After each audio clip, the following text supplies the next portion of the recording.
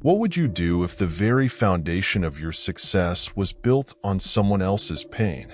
Threads of Redemption dives into this powerful question, exploring the haunting journey of Jacob Fairbanks, a celebrated restaurateur whose world is shattered by the accusations of two young boys. They claim he stole their mother's future to build his empire. Could ambition blind us to the humanity of those we leave behind? And, more importantly, is it ever too late to make things right? Join us as we unravel the layers of betrayal, resilience, and redemption in this gripping tale of second chances. But before we dive into Jacob's story, ask yourself, if faced with a chance to confront your past mistakes, would you have the courage to change? Let's explore this emotional journey together. Jacob Fairbanks stood in his small, glass-walled office overlooking the bustling Haven Cafe. Below him, diners leaned in close, their muted laughter mixing with the hum of soft jazz. Servers darted between tables, their trays stacked with colorful dishes, their movements smooth but mechanical. He crossed his arms, leaning against the window. The scene looked vibrant, yet something gnawed at him. A waitress, her ponytail bobbing with each step, approached a table where coffee had been spilled. The customer didn't acknowledge her as she cleaned, muttering something under her breath before rushing off. Jacob frowned. The cafe he had built 5 years ago was supposed to feel alive, not rehearsed. It had been a dream to create a space where people from all walks of life felt welcomed, but now it seemed hollow. Maybe it's just me, Jacob muttered, shaking his head. A brisk knock at the door interrupted his thoughts. Danielle Ruiz, Haven's polished manager, strode in, a stack of reports in hand. Her sharp black bob barely moved as she placed the papers on his desk. "Good news," she said with her usual efficiency. "Revenue is up 5% this month, and the new menu additions are getting great reviews online." Jacob forced a smile, picking up one of the reports but not really reading it. "That's good to hear. And how's the team doing?" Danielle hesitated, a flicker of something unreadable crossing her face. "Fine," she said too quickly. "No major issues." "Fine," he repeated, raising an eyebrow. "Yes," she replied, her tone clipped. "Morale is fine. They're busy, but they're managing." Jacob nodded, though her response felt rehearsed. As she left, he looked at the glowing reports again. Numbers didn't tell the whole story. That evening, Jacob sat at his kitchen counter, a steaming cup of coffee in his hands. The sleek, modern space around him felt cold, a stark contrast to the warmth Haven once embodied.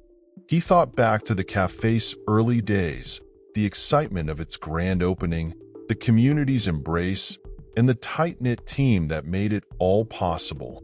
Leah Walker's face surfaced in his memory.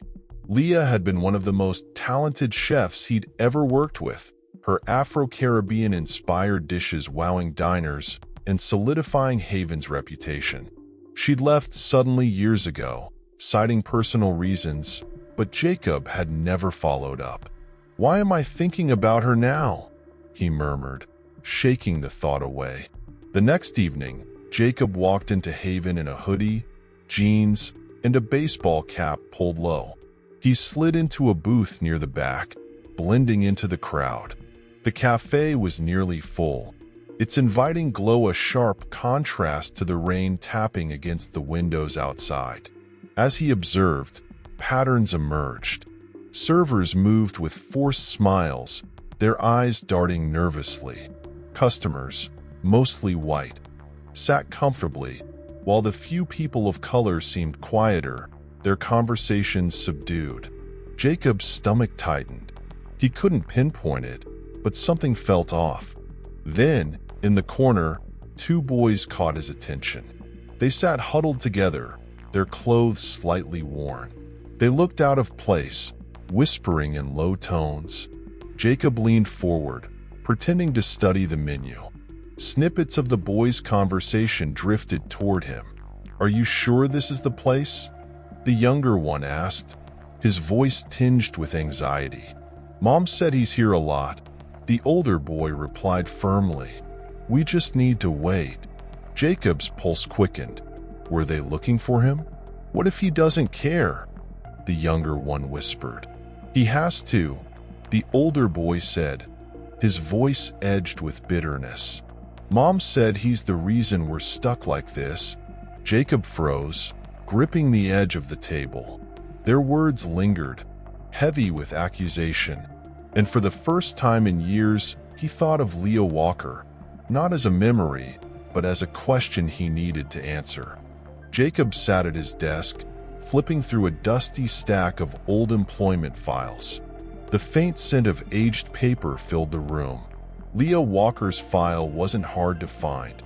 Her name seemed to leap off the page, heavy with significance. "Leah Walker," he murmured, tracing the letters with his finger. Attached was her resume and notes from her initial interviews. Words like innovative and team player were scrawled in the margins. He turned to the termination record. Voluntary resignation, cited personal reasons, but Jacob couldn't shake the feeling that it wasn't the whole story. Danielle walked in, a clipboard in hand.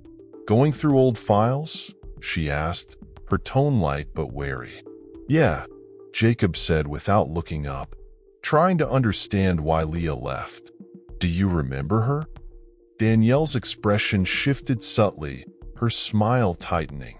"Of course. She was talented, but she didn't fit in well. Had a hard time working with others." Jacob frowned but didn't push. Later that day, Jacob wandered into the kitchen, the hum of knives against cutting boards greeting him. Marco, one of Haven's longest-serving line cooks, was at his station, dicing onions with mechanical precision. "Marco," Jacob began, "can I ask you something?" Marco glanced up, startled. "Sure, boss. Do you remember Leah Walker?" The knife paused mid-slice. "Leah? Yeah, I remember her. She was intense. A bit fiery, you know? But she knew her stuff. Why do you think she left?" Marco hesitated, his eyes darting around as if searching for an escape. "I don't know. She just didn't seem happy. There were arguments, I think." "Arguments with who?" Before Marco could answer, Danielle entered the kitchen, her heels clicking against the tiled floor. "Jacob, you're needed out front," she said crisply. Jacob glanced back at Marco, who quickly returned to his onions.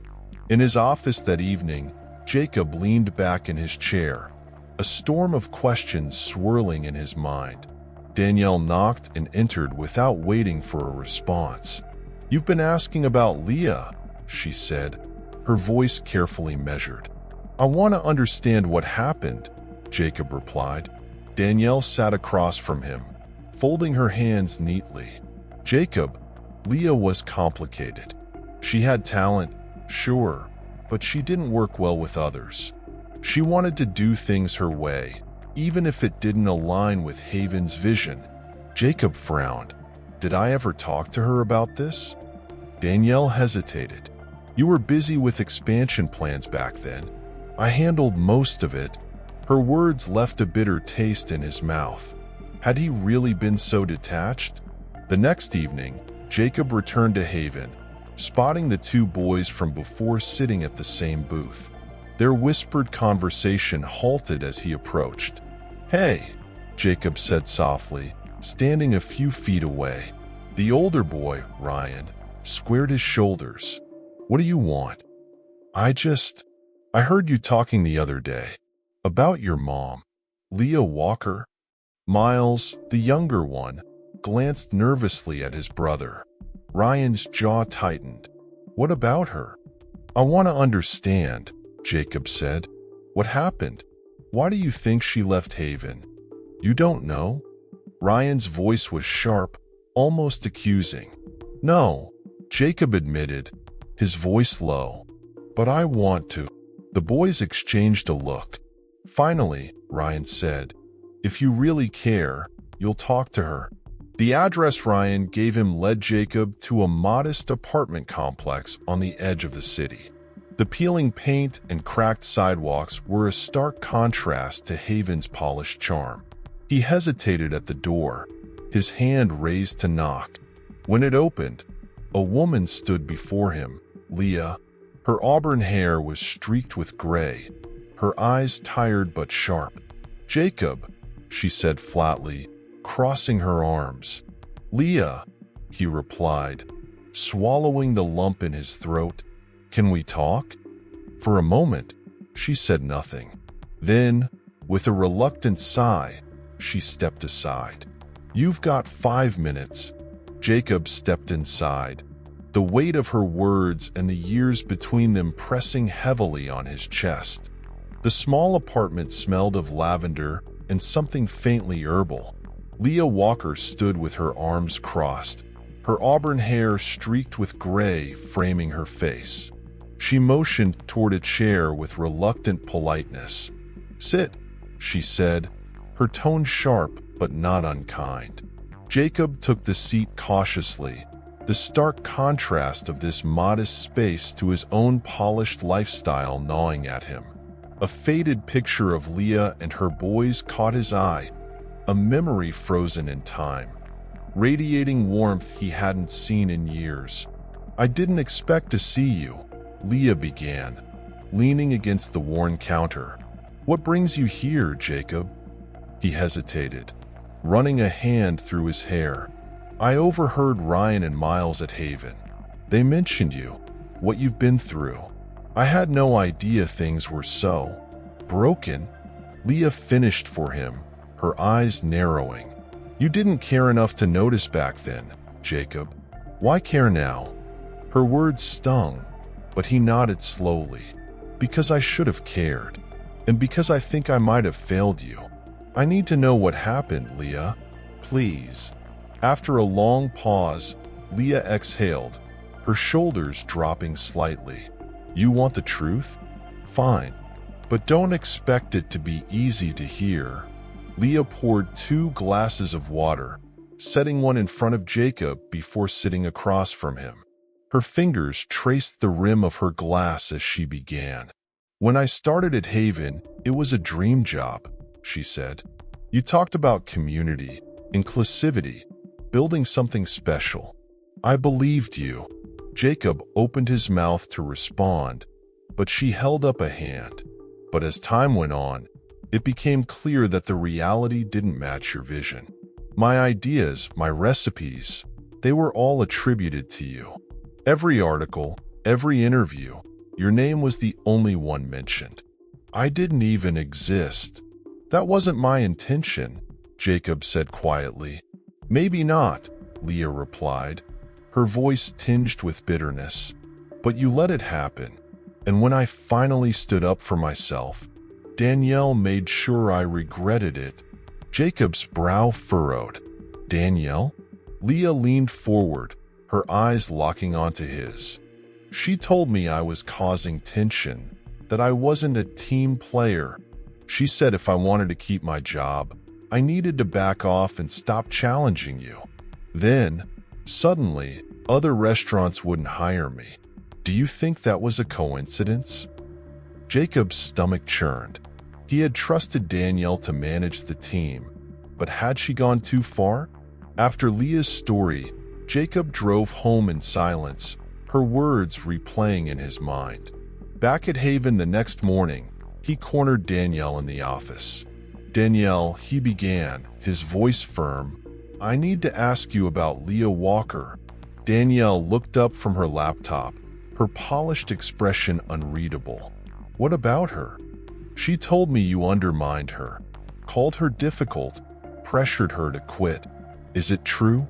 Danielle's smile faltered. "Jacob, she was disruptive. She didn't know how to collaborate. I had to step in for the good of the team." "And the blacklisting?" Jacob pressed. "Why couldn't she find work after she left?" Danielle shifted uncomfortably. I didn't do anything directly, but I might have mentioned her attitude to a few industry contacts. They asked, and I answered honestly. Jacob's chest tightened with anger. That wasn't your call, Danielle. You destroyed her career. I protected Haven, Danielle shot back. That's what you hired me to do. No, Jacob said sharply. I hired you to support our team, not tear it apart. Jacob found Ryan and Miles playing basketball at a park near their apartment complex. The thud of the ball against the concrete echoed as he approached. Hey, he called out, raising a hand in greeting. Ryan stopped mid-dribble, narrowing his eyes.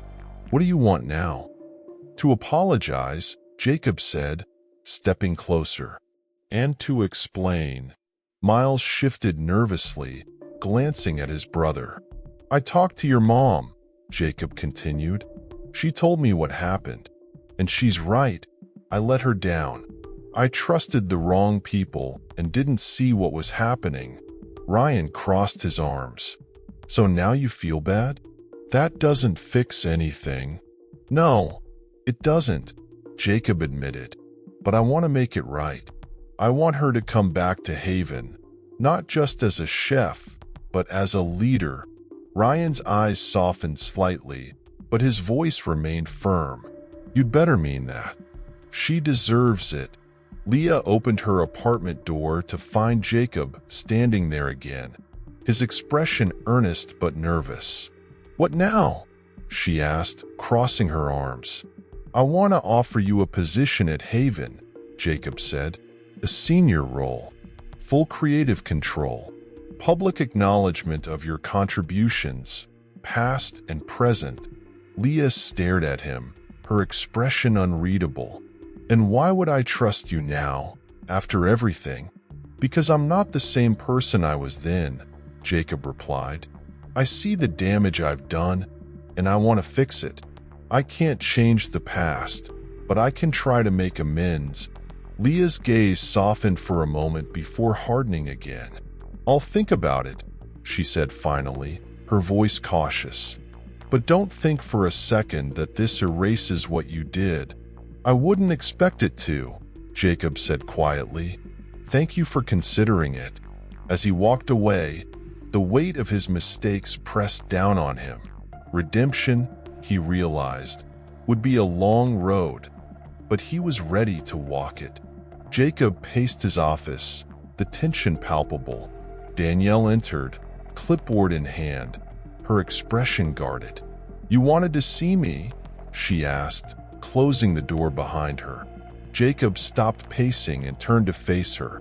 I talked to Leah, he said, his voice firm. Danielle raised an eyebrow. And she told me what happened. The way you treated her, the lies you spread. Is it true?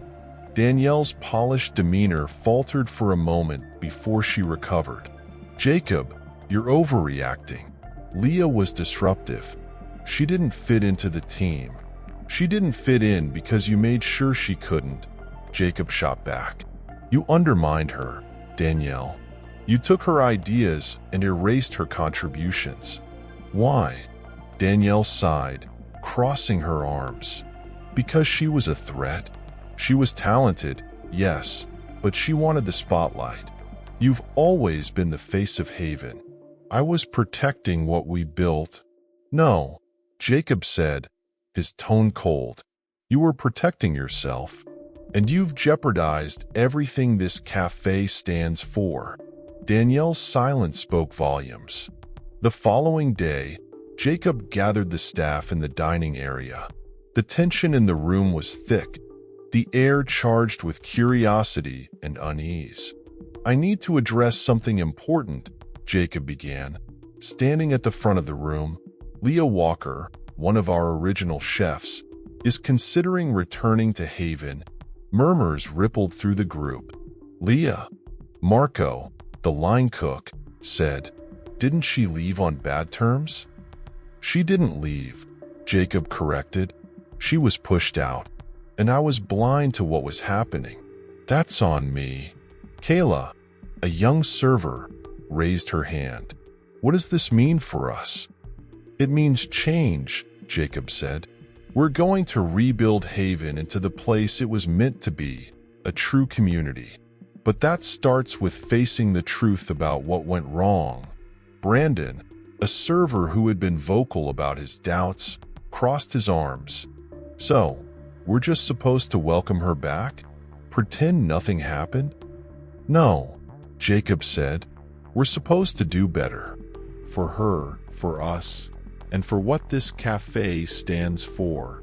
Jacob stood outside Leah's apartment, rehearsing his words.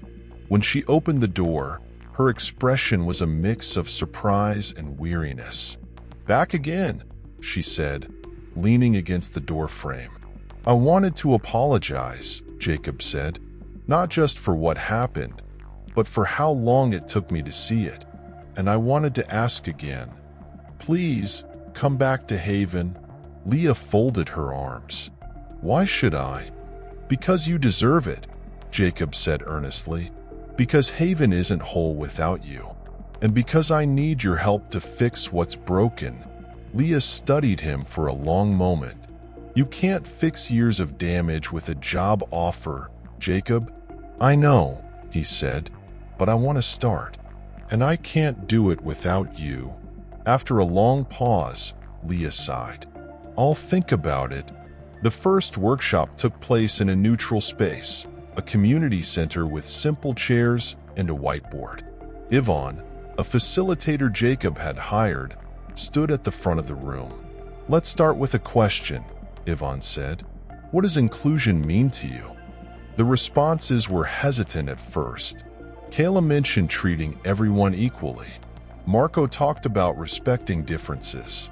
But when Yvonne pushed deeper, underlying biases began to surface. "I just feel like I'm walking on eggshells sometimes," Brandon admitted. "I don't want to say the wrong thing." "It's not about being perfect," Yvonne said gently. "It's about being willing to learn and grow."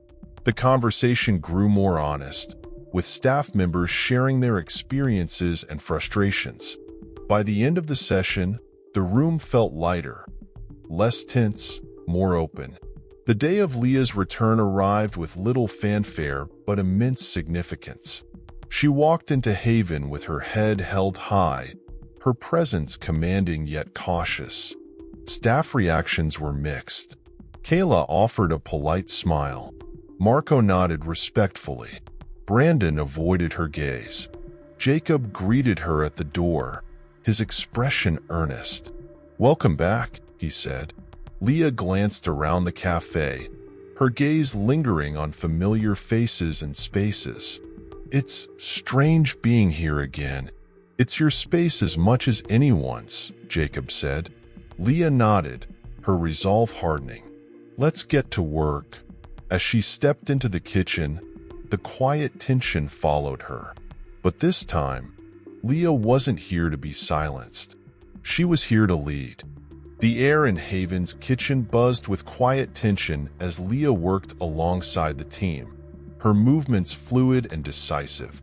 She was finalizing a dish, a vibrant plate of jerk chicken with sweet plantains. Marco stood nearby, watching with a mix of curiosity and skepticism. "What do you think?" Leah asked, sliding the plate toward him. Marco hesitated, then took a bite. His eyebrows lifted in surprise. "It's good. Really good." Leah smirked. "Good is just the beginning. We're introducing dishes that tell a story." Kayla entered, holding a clipboard. "Table 4 is asking about the new dish. Should I tell them the backstory?" Leah nodded. "Absolutely. It's not just food, it's culture." Jacob watched from the doorway, feeling a flicker of hope. Change was happening, even if it was slow. In the dining area, a middle-aged woman scanned the menu with a skeptical frown. "What is this?" she asked, pointing to the jerk chicken. "I can't even pronounce half the ingredients." Kayla kept her smile polite. "It's a Caribbean-inspired dish, rich in flavor. The spices are..." "I'll just have the Caesar salad." The woman interrupted, waving dismissively. Nearby, a young couple eagerly tried the plantain fritters. "This is amazing," one of them exclaimed. "Why haven't we seen this here before?" Leah passed through the dining area, catching snippets of both reactions. While the praise lifted her spirits, the resistance reminded her that the road ahead wouldn't be easy. A week later, during a busy dinner service, the kitchen was a whirlwind of activity. Orders flew in faster than the team could handle, and tensions flared when a dish came out wrong. "Redo the jerk chicken for table 7, Marco called, his voice strained. "We're out of plantains," a line cook replied. Leah stepped in, her voice calm but commanding. "Use sweet potatoes instead. Slice them thin and caramelize them." The team hesitated, then jumped into action. Leah worked alongside them, her steady presence guiding the chaos. By the end of the night, the kitchen was exhausted but triumphant. "You handled that like a pro," Marco said as they cleaned up. Leah smiled. "That's what we do. We adapt." Jacob found Danielle in the office, packing up her belongings. The resignation letter on his desk was short and to the point. "I figured it was time," Danielle said, not meeting his gaze. Jacob nodded, his emotions conflicted. "I wish it hadn't ended this way." She shrugged. "You made your choice, Jacob, and so did I." As she left, Jacob felt a mix of relief and regret. Danielle had been part of Haven's journey, but her presence had become a barrier to its future. The staff gathered in the dining area after hours, the energy subdued but curious. Jacob stood at the front, Leah by his side. "I owe all of you an apology," Jacob began, his voice steady. "Haven was supposed to be a place of inclusion and community, but I lost sight of that. And I let things happen that I shouldn't have." He turned to Leah. "Leah, I failed you. I ignored your contributions and let others take credit for your work. I'm truly sorry." Leah nodded, her expression softening. "Thank you, Jacob." The room erupted into quiet applause, a small but meaningful step toward healing. The kitchen hummed with the rhythmic clatter of knives and the hiss of steam, a symphony of controlled chaos. Leah stood at the center, orchestrating the team with quiet authority. Her instructions were clear, her tone calm but firm. "Marco, keep the heat steady on the curry. Kayla, double-check the plating on table 6 order. They requested extra sauce," she called out. Kayla nodded, her hands moving quickly but precisely. "Got it, chef." Jacob watched from the doorway, his arms crossed. There was a new energy in the kitchen, one that felt alive and collaborative. Leah's presence had transformed it. "She's good," Marco said, glancing at Jacob as he adjusted a pan. "She's the best," Jacob replied, a genuine smile crossing his face. Leah caught his eye and gave a slight nod before turning back to her work. The next afternoon, Ryan and Miles sat at a booth near the window, their plates clean except for a few crumbs. Miles leaned back, a rare smile lighting up his face. "This place feels different now," he said, glancing around. Ryan nodded, watching as Leah moved between tables, chatting with customers. "Yeah, Mom's happy here. You can see it." Jacob approached their table, a warm smile on his face. "How's the food today?" "Great," Miles said, sitting up straighter. "Your mom's doing incredible work," Jacob added.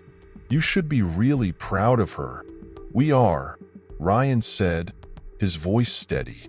After a pause, he added, "And I guess we were wrong about you." "A little."